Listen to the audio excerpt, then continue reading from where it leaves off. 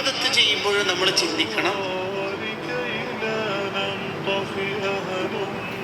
ഈ ഇബാദത്ത് കൊണ്ടായിരിക്കും ഞാൻ രക്ഷപ്പെടുക. എന്താ വിചാരിക്കേണ്ടത്? ഈ ഇബാദത്ത് കൊണ്ടായിരിക്കും, ലഅല്ലി ബിഹാ ആദത്ത് കൊണ്ടായിരിക്കും, ലഅല്ലി ബിഹാ അദ്ഖുലുൽ ജന്ന, ഈ ഇബാദത്ത് കൊണ്ടായിരിക്കും ഞാൻ രക്ഷപ്പെടുക എന്ന് ചിന്തിക്കണം. ഉദാഹരണം പറഞ്ഞാൽ, ഇപ്പൊ ഒരു ബക്കറ്റ് അവിടെ കാണുന്നുണ്ട്, വെള്ളം കോരാനാവാൻ ഒരു സാധ്യതയും കാണുന്നില്ല. സ്വതക്കാണ്. അപ്പൊ ആ സ്വതക്ക കൊടുക്കുമ്പോൾ നമ്മൾ എന്താ കരുതേണ്ടത്?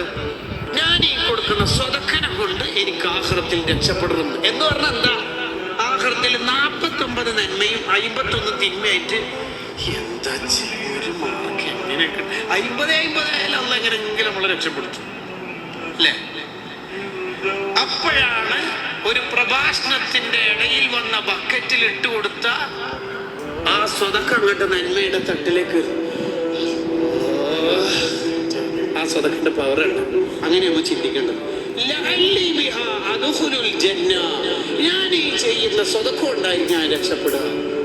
ഏത് ഇബാദത്ത് ചെയ്യുമ്പോഴും നമ്മൾ ചിന്തിക്കണം,